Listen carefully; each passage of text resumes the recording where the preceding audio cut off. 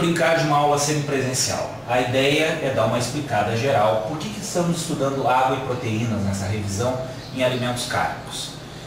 Quando eu quero preservar um alimento, e essa é a nossa ideia ao estudar tecnologia de carnes, é como preservar a carne.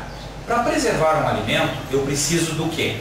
Eu preciso entender a composição desse alimento e entender como ele estraga. Depois que eu entendo como ele estraga e de que ele é composto, eu passo a conseguir aplicar tecnologia e preservar esse alimento. Bom, carnes, em geral, são compostas por três principais nutrientes, ou compostos. Água, em torno de 70%, 80%, até 90%, proteínas e gorduras. Para nós, de grande importância é entender a água e as proteínas. Então vamos brincar um pouquinho sobre a água. Todo mundo sabe que a água é o líquido vital. Só existe vida na Terra pela presença de água. Quando a gente prospecta o espaço sideral, a primeira coisa que o homem busca é água, porque a presença de água pode indicar presença de vida. E nos alimentos, a água, em geral, é o principal composto. Com exceção de farinhas e grãos, que tem os amiláceos, os amidos como principal composto, em geral, nos alimentos, a água é o principal composto. No caso das carnes, ela varia de 75% a 90% da composição das carnes. E por isso é importante para nós. A água é uma substância extremamente simples. H2O, 2 átomos de hidrogênio, 1 átomo de oxigênio. Vocês já estudaram química e sabem que a água é um composto inorgânico. Por classificação é um óxido, como a ferrugem é um óxido. Por que esse óxido, água, é tão diferente dos outros? Os outros óxidos, nas condições normais, são sólidos, a água é líquida. Por que a diferença dela? A diferença dela, e é isso que torna ela importante para a vida, a gente vai ver um pouquinho adiante. A diferença da água para os outros óxidos, todos, para todos os outros compostos químicos, está aqui, ó, no ângulo que se forma entre a ligação dos dois hidrogênios e o oxigênio. É um ângulo de 105 graus. Isso faz com que a água tenha propriedades químicas totalmente diferentes dos demais óxidos e das demais substâncias químicas. A água, que propriedades são importantes para nós? Ela é extremamente polar, ou seja, ela dissolve substâncias polares, dissolve a maioria das substâncias químicas presentes no organismo, por isso ela é substrato para transportar sangue, é substrato para transporte de oxigênio, ela serve como substrato para reação enzimática, etc, etc. Segundo, uma outra propriedade que é muito importante, mais adiante eu vou cobrar de vocês, é que a água, nas condições normais de temperatura e pressão, ela é líquida, mas quando ela congela, ela expande. A água é o único elemento, a única substância química, desculpem, a única substância que no estado sólido ocupa um volume maior que no estado líquido. Ah, mas não é bem assim. É sim, botem uma garrafa de água, dessas de PET, cheia de água no congelador, cheia até a boca, e vejam se quando ela congelar ela não vai estourar. Estoura porque a água expande. Outra forma de saber é o seguinte, o gelo flutua na água. Por quê? Porque ele ocupa um volume maior, tem uma densidade menor, então ele flutua, a água expande. Ah, mas por que isso é importante para tecnologia de carnes? Pensem da seguinte forma, eu congelo uma carcaça, um pedaço de carne. Esse pedaço de carne é 75% água. O que acontece lá dentro? A água, ao se transformar em gelo, expande e arrebenta as estruturas de proteína.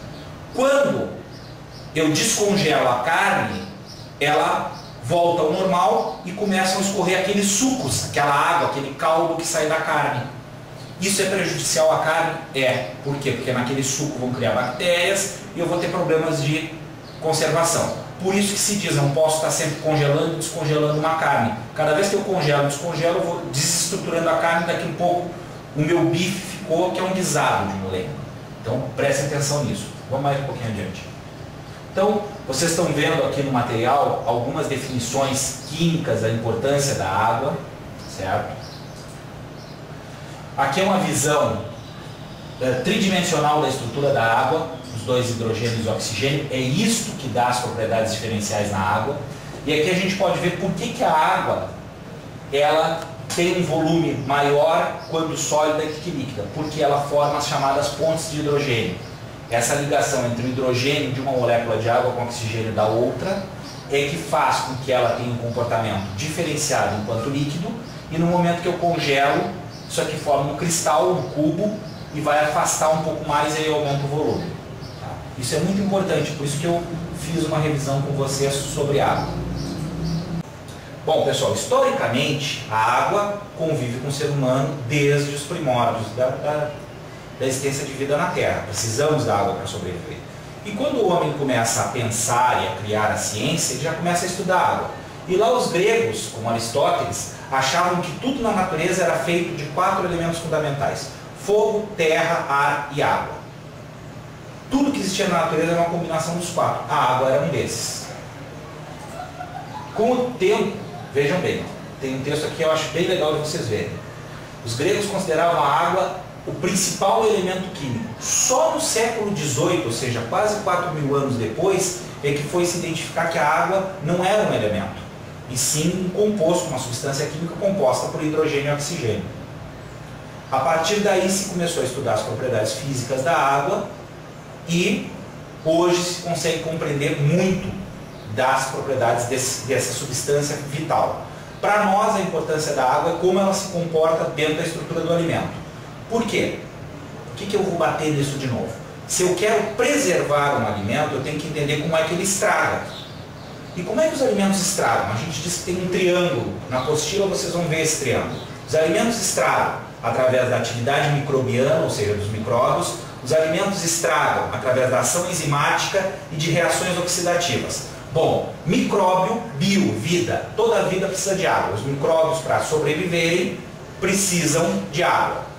Atividade enzimática. As enzimas precisam da água como veículo para que elas atuem. E as reações químicas oxidativas também precisam da água.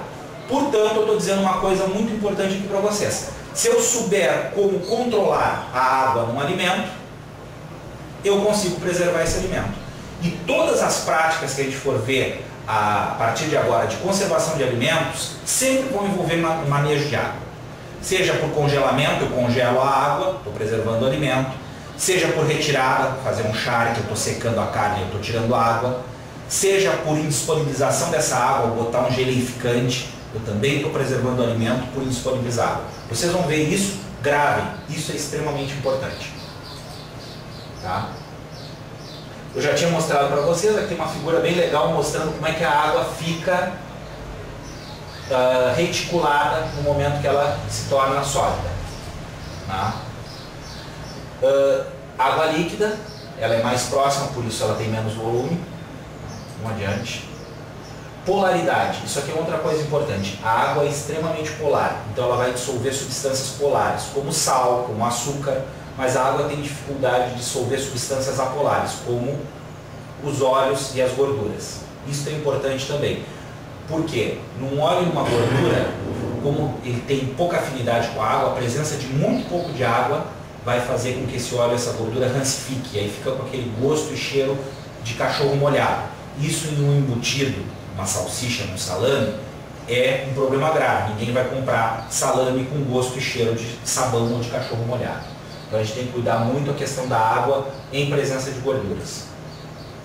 Polaridade, então, a gente já falou. Vamos mais adiante um pouquinho. Vai.